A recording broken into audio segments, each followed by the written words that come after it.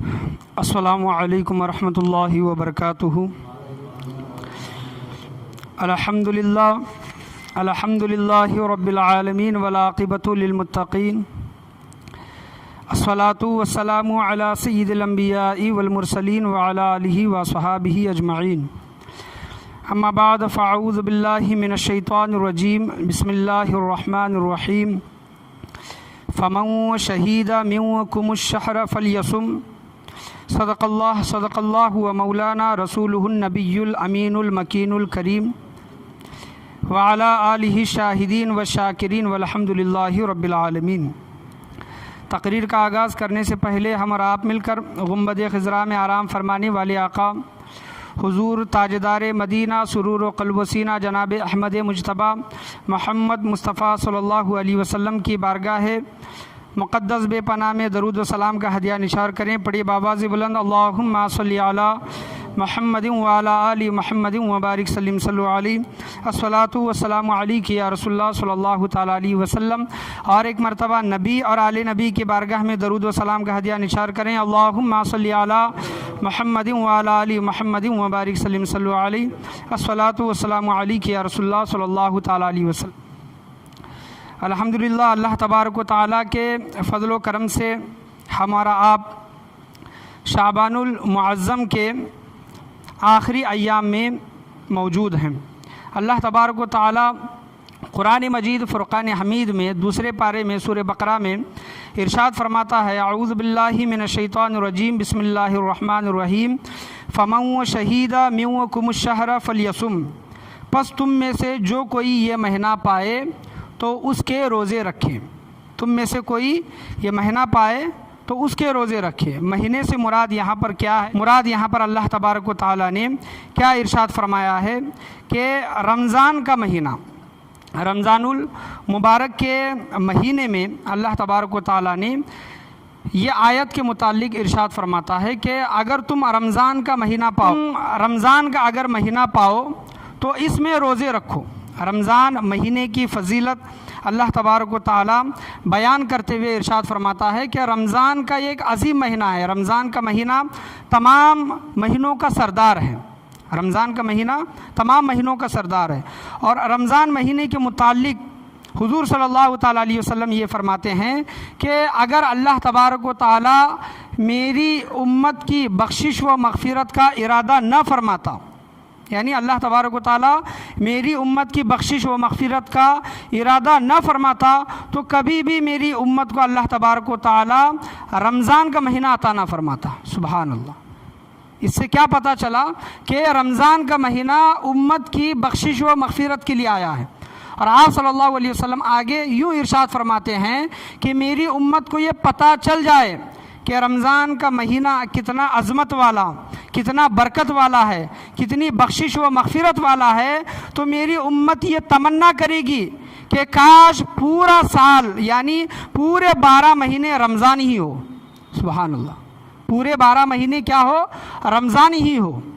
حضرت سلمان فارسی رضی اللہ تعالیٰ عنہ حدیث بیان کرتے ہیں کہ مشکاۃ شریف کی یہ حدیث ہے کہ حضرت سلمان فارسی رضی اللہ تعالیٰ عنہ بیان کرتے ہیں کہ حضور صلی اللہ تعالیٰ علیہ وسلم شعبان کے آخری ایام میں، آخری دنوں میں خطبہ ارشاد فرما رہے تھے، اور آپ صلی اللہ تعالیٰ علیہ وسلم نے یہ ارشاد فرمایا کہ اے میرے صحابہ، تمہارے اوپر ایک ایسا مہینہ سایہ فغن ہونے والا ہے، یعنی تمہارے اوپر ایک ایسا مہینہ آنے والا ہے کہ جس میں اللہ تبارک و تعالیٰ نے روزے رکھے ہیں۔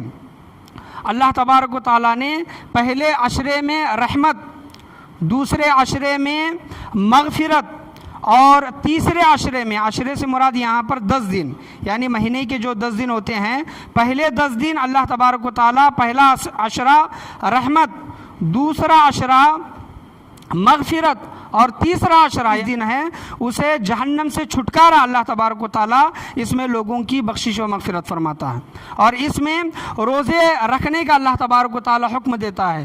اور اللہ کے پیارے نبی صلی اللہ تعالیٰ علیہ وسلم ارشاد فرماتے ہیں کہ جو کوئی رمضان المبارک کے مہینے میں روزے داروں کو کھانا کھلاتا ہے، روزے داروں کو پانی پلاتا ہے، اور اپنے نوکر چاکر پر جو کام ہیں ان پر وہ بوجھ کم کرتا ہے، یعنی ان کے کام میں تھوڑی تخفیف کرتا ہے۔ اللہ کے پیارے نبی صلی اللہ تعالیٰ علیہ وسلم نے ارشاد فرمایا تو ان لوگوں کے لیے جو لوگوں کو روزہ افطار کراتے ہیں، روزے داروں کو کھانا کھلاتے ہیں، پانی پلاتے ہیں، تو اللہ تبارک و تعالیٰ کے پیارے نبی کریم صلی اللہ تعالیٰ علیہ وسلم نے ارشاد فرمایا اللہ تبارک و تعالیٰ نے ان کے لیے بھی وہی ثواب رکھا ہے جو روزہ دار رہتے ہیں، یعنی جو لوگ روزہ رکھتے ہیں ان کے لیے بھی اللہ تبارک و تعالیٰ نے روزوں داروں کو کھانا کھلانے کے لیے، پانی پلانے کے لیے اللہ تبارک و تعالیٰ نے یہی ثواب رکھا ہے، اور اس ثواب میں کوئی کمی نہیں ہوگی۔ تو کوئی صحابی کھڑے ہو کر عرض گزار ہوئے کہ یا رسول اللہ صلی اللہ تعالیٰ علیہ وسلم کہ ہمارے پاس اتنی مال و دولت نہیں ہے، ہماری حیثیت نہیں ہے کہ ہم روزے داروں کو کھانا کھلائیں، یعنی پیٹ بھر کھانا کھلائیں یا پھر پانی پلائیں، شربت پلائیں، اتنی حیثیت نہیں ہے، تو ہم کیا کریں؟ تو حضور صلی اللہ تعالیٰ علیہ وسلم نے ارشاد فرمایا کہ اللہ کی رحمت بہت بڑی ہے، اگر کوئی روزے دار کو اگر ایک کھجور کھلا دے یا پھر ایک گھونٹ پانی پلا دے تو اللہ کے پیارے نبی کریم صلی اللہ تعالیٰ علیہ وسلم نے ارشاد فرمایا کہ اس کے لیے بھی اللہ تبارک و تعالیٰ نے وہی اجر و انعام رکھا ہے۔ سبحان اللہ۔ یعنی کوئی لوگ یہ کہتے ہیں نا کہ ہم کھانا نہیں کھلا سکتے، ہم غریب ہیں، ہمارے گھر میں خود کے لیے کھانا نہیں ہے، تو ایسے غریب لوگوں کے لیے بھی اللہ تبارک و تعالیٰ کے پیارے نبی کریم صلی اللہ تعالیٰ علیہ وسلم نے ارشاد فرمایا کہ اگر کوئی روزے دار کو ایک کھجور کھلا دیتا ہے تو اللہ تبارک و تعالیٰ نے اس کے لیے بھی وہی اجر و انعام رکھا ہے۔ تو رمضان کی اہمیت و فضیلت دیکھیں کہ دوسرے دنوں میں، دوسرے مہینوں میں یہ انعام، اجر و انعام، یہ ثواب نہیں ہے، رمضان ہی کے مہینے میں ہے۔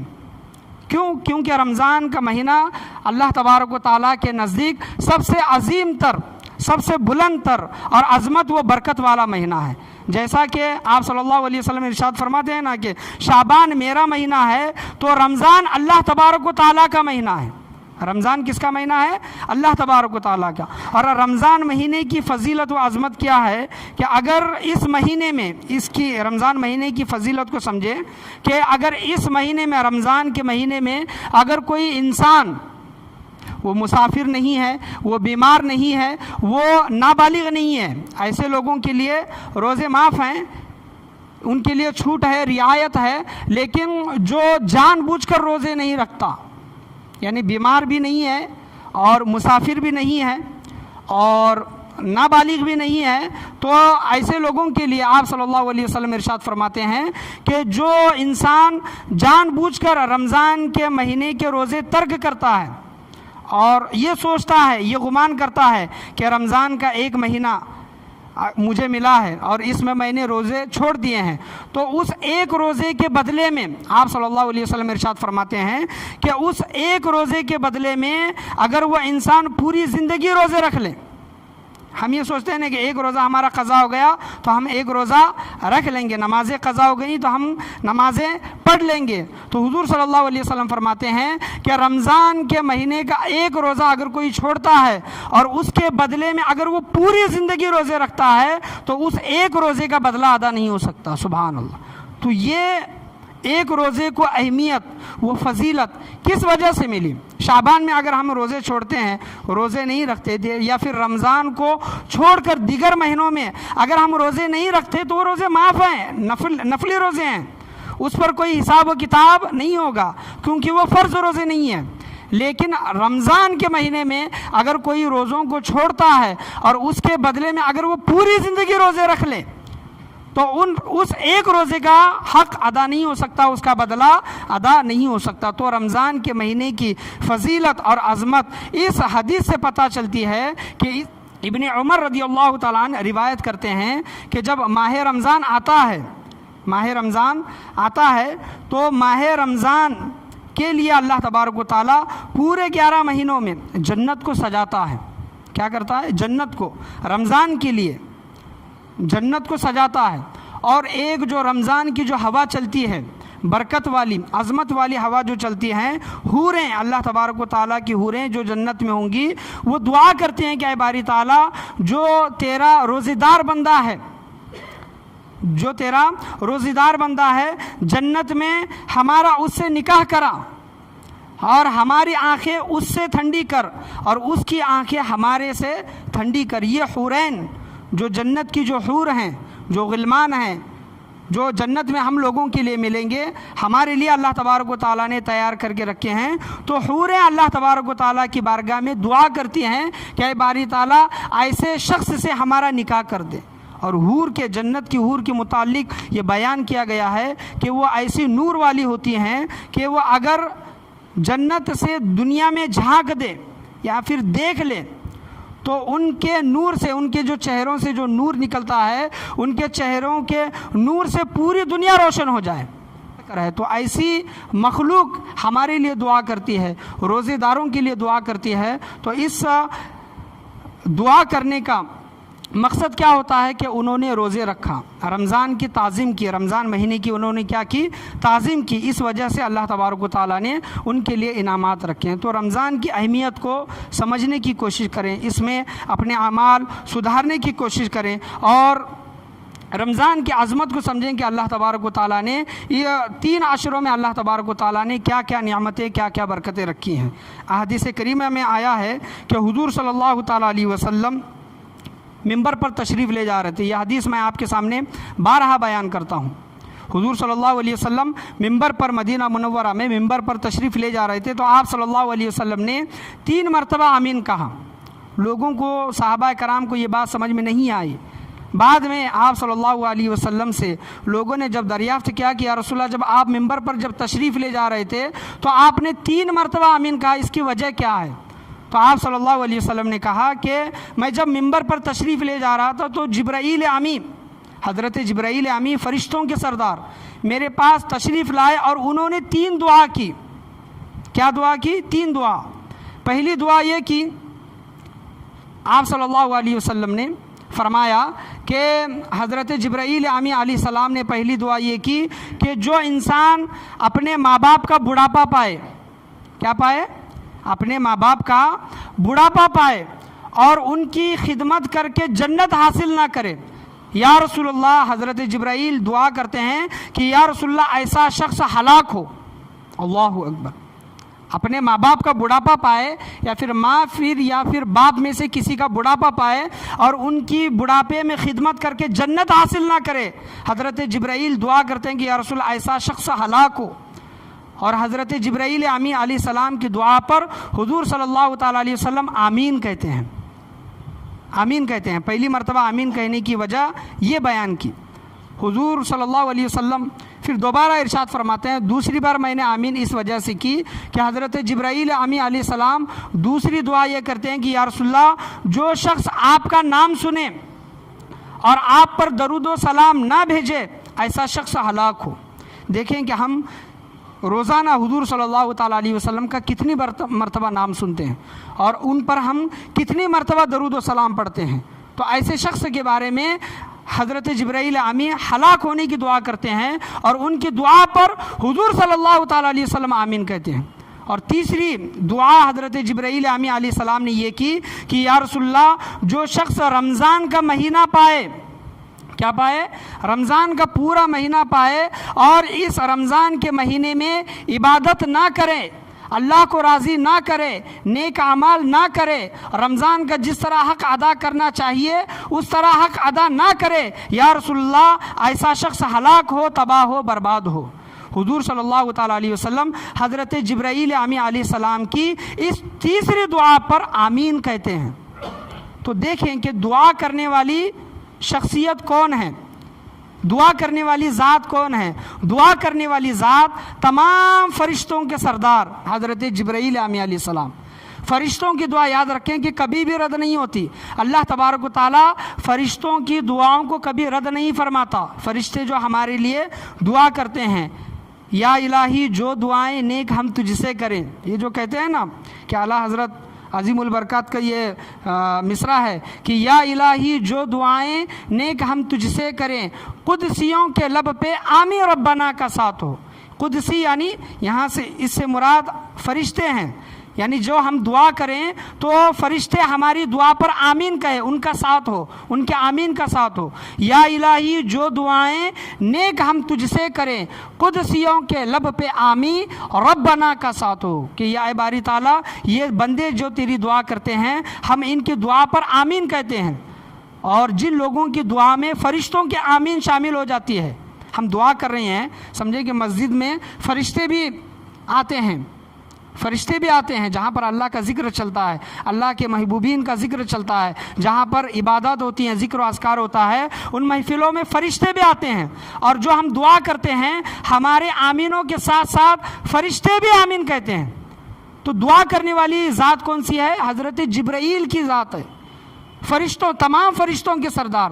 جب کسی ایک فرشتے کی دعا رد نہیں ہوتی تو ہمارا ایمان ہے، ہمارا عقیدہ ہے، ہمارا یقین ہے کہ حضرت جبرائیل کی بھی دعا رد نہیں ہوگی۔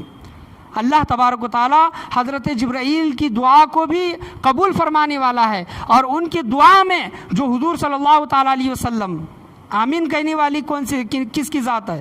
آمین کہنے والی تمام نبیوں سے اعلیٰ، تمام نبیوں کے سردار، دعا کرنے والے فرشتوں کے سردار، اور آمین کہنے والے نبیوں کے سردار، آمین کہنے والے نبیوں کے سردار۔ جو رمضان کا مہینہ پائے اور رمضان کی تعظیم نہ کرے، رمضان مہینے کا اس طرح حق ادا نہ کرے، اس کے لیے حضرت جبرائیل امین علیہ السلام ہلاک ہونے کی دعا کرتے ہیں، اور ان کی دعا پر حضور صلی اللہ تعالیٰ علیہ وسلم آمین کہتے ہیں۔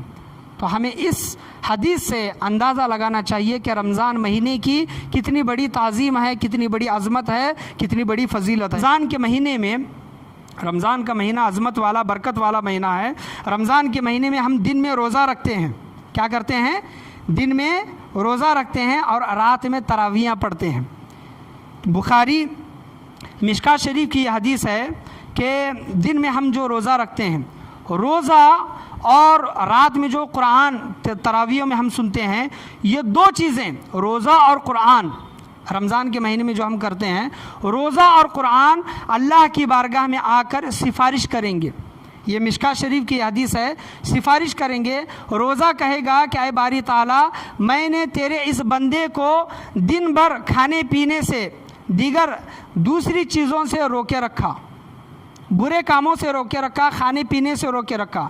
اے باری تعالیٰ، یہ تیرے لیے روزہ رکھا، تیرے لیے بھوکا پیاسا رہا، میں نے اسے کھانے پینے سے، دیگر گناہ سے روکے رکھا۔ اے باری تعالیٰ، روزہ کہتا ہے کہ اے باری تعالیٰ اس کی بخشش و مغفرت فرما، روزہ کہتا ہے اس کی بخشش و مغفرت فرما۔ اور قرآن کہتا ہے کہ باری تعالیٰ، رات میں یہ تیرا بندہ کھڑے ہو کر مجھے سنا کرتا تھا، قرآن کی تلاوت سنا کرتا تھا۔ اے باری تعالیٰ، رات میں نے اس کو تراویحوں میں کھڑا رکھا ہے، باری تعالیٰ تو اس کی بخشش و مغفرت فرما۔ تو اللہ تبارک و تعالیٰ روزے کی بھی شفاعت قبول فرماتا ہے، روزے کی بھی دعا قبول فرماتا ہے، اور قرآن کی بھی دعا قبول فرماتا ہے۔ جو لوگ رمضان کے مہینے میں پورا مہینہ روزہ رکھتے ہیں اور رات میں تراویحوں میں قرآن کو سنتے ہیں، ایسے لوگوں کے لیے بشارت ہے، خوشخبری ہے کہ آپ نے دن میں روزہ رکھا، رات میں تراویحوں میں آپ کھڑے رہے، قیام میں رہے، تو قیامت کے دن یہ دو چیزیں، روزہ اور قرآن، آپ کے لیے بخشش و مغفرت کا ذریعہ بنیں گے۔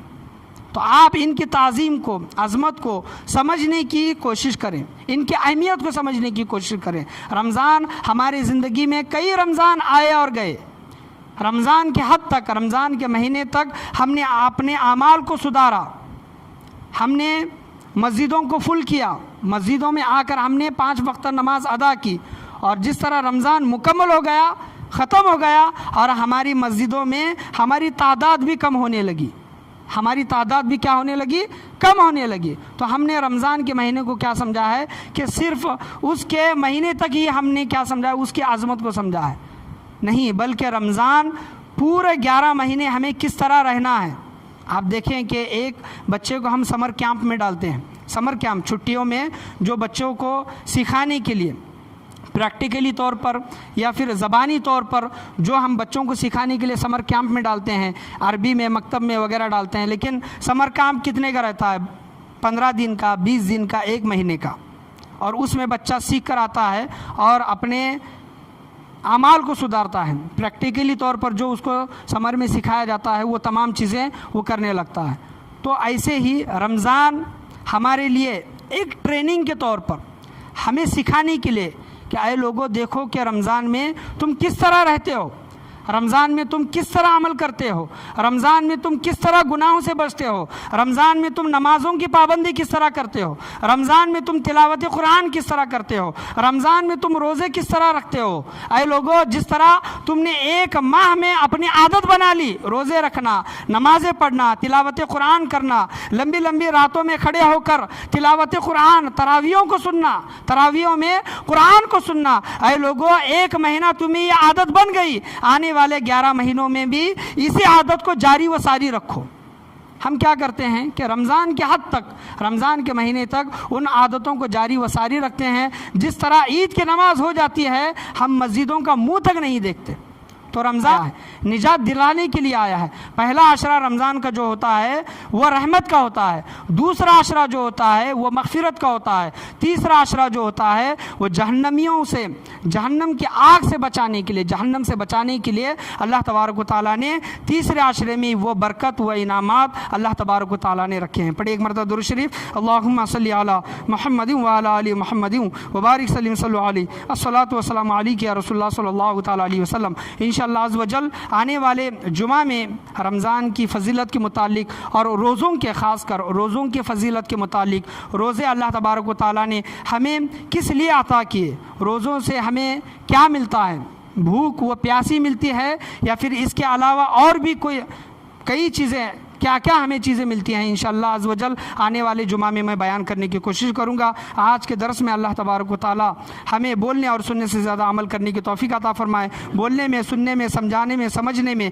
किसी भी किस्म की गलती, कमी, बेशी, कोताही, खामी, भूल चूक हुई हो अल्लाह तबारक व तआला अपने फ़ज़ल व करम से उसे माफ़ अता फ़रमाए। रमज़ान महीने की अज़मत को, फ़जीलत को समझने की तौफ़ीक़ अता फ़रमाए। रमज़ान का महीना आने से पहले हमें उसकी तैयारियाँ, हमें उसका इस्तक़बाल, हमें उसकी आमद की तैयारियां शुरू करने की अल्लाह तबारक व तआला अभी से तौफ़ीक़ व रफ़ीक़ अता फ़रमाए। नमाज़ों की पाबंदी, तिलावत कुरान की पाबंदी, नेक आमाल, अच्छे आमाल रमज़ान आने से पहले ही हमें वो आदतें बना लेने की अल्लाह तबारक व तआला तौफ़ीक़ व रफ़ीक़ अता फ़रमाए। ला इलाहा इल्लल्लाह मुहम्मदुर रसूलुल्लाह सल्लल्लाहु तआला अलैहि वसल्लम व आखिरु दावाना अनिल हम्दुलिल्लाहि रब्बिल आलमीन।